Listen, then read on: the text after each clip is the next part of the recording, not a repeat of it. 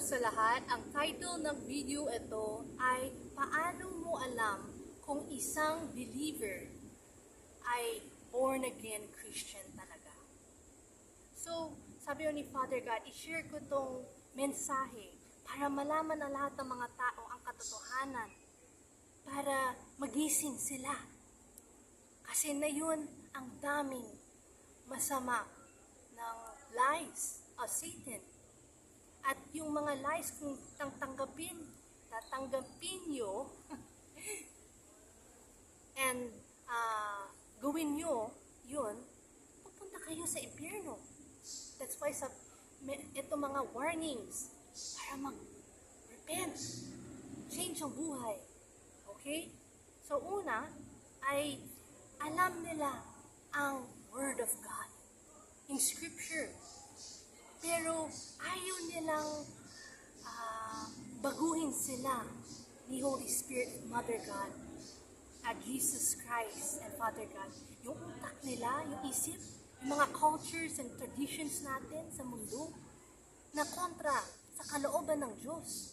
Ayaw nilang magsisi lahat sa kasalanan nila. Ayaw nilang patawarin ang mga away nila.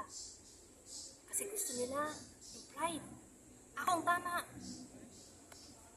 Mag-sorry ka, hindi ako. So, ayaw nila magkumbaba. Diba?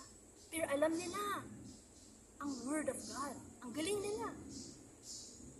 So, ito mga to, parang yung mga pare, mga pastor, right? Sa simbahan. I'm not saying lahat, pero halos madami. Alam nila ang salita ng Diyos. Pero, hindi nila gawa ang salita ng Diyos. Wala sa buhay nila. Di ba sabi ni Jesus Christ, sino ang parati niyang pagalitan? Ang mga Pharisees. Sino ang mga Pharisees? Mga pastor, pare, mga preachers. Sila nagtuturo sa mga tao ang katotohanan. Pero yung buhay nila, masama. Yung puso nila, madumi. Ang daming greed, pride. Diba, gusto nila, yung mga pare, diba, when makita mo, gusto nila, mano ka. Pero, bakit mamano ka sa pare kung hindi nilang gawa ang kalooban ng Diyos? Hindi sila nagsasubmit sa Lordship ni Jesus Christ. I only submit to Jesus Christ. Hindi ako takot mamatay. Pero takot ako kay Father God, Jesus Christ at Mother God, Holy Spirit. Bakit?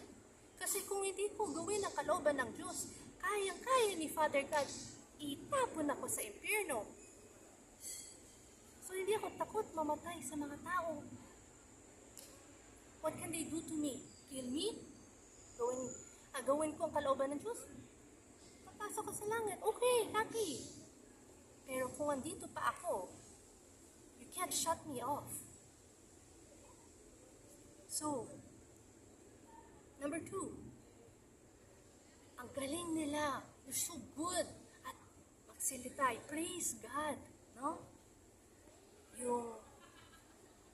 Yung puso nila, ayaw nila magsisi. Ayaw nilang mag-transform ang buhay nila.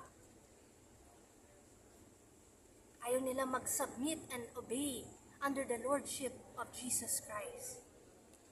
Katulad ng mga Christians, born-again Christians. Okay? Kasi ito, magaling to eh.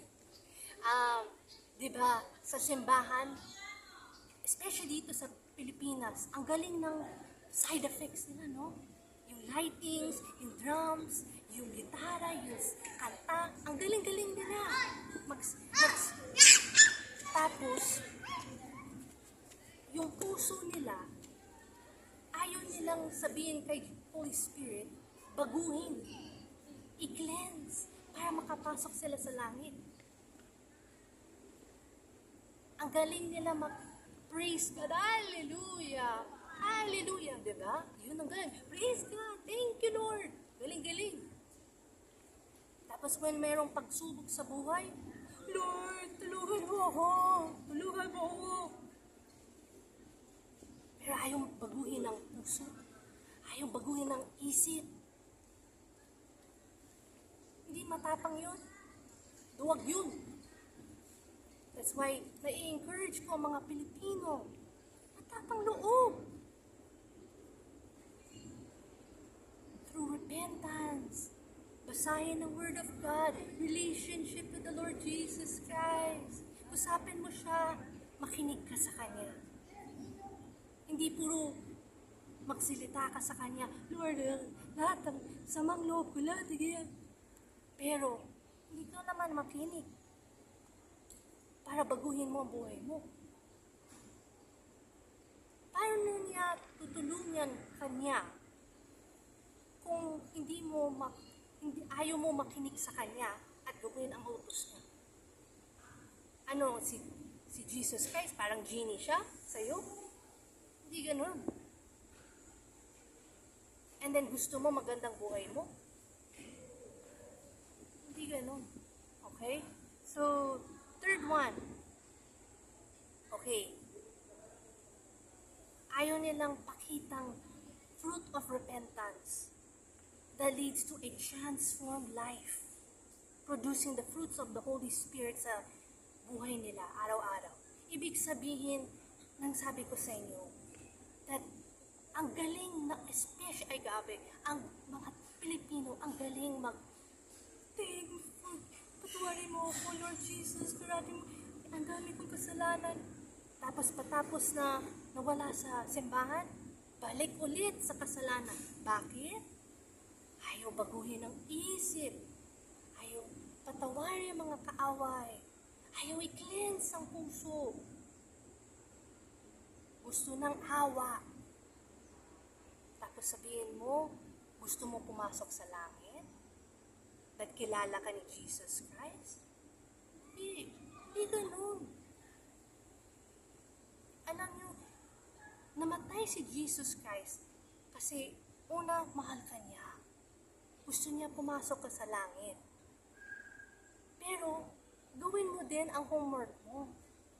And yung homework mo, repent ka sa kasalanan mo. Lahat. Sulat mo lahat ng kasalanan mo. Mag-pray ka kay Jesus Christ. Lord, ano yung mga kasalanan hindi ko na nagsisipa?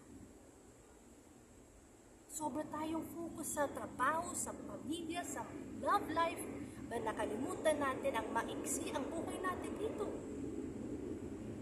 Di mo alam kung bukas patay ka na. Ready ka ba? Ang dami ko nakita mga tao that namatay sila heart attack. Hindi sila ready to meet God. Yun ang kawawa. Kasi kung hindi mo nagawa ang kalooban ng Diyos, doon ka sa impyerno. Forever yun. Walang atrasan. That's why today is the day of salvation. Today is the day of grace para sa iyo. Yan ang pagmamahal ni Jesus Christ. Baguhin mo ang buhay mo.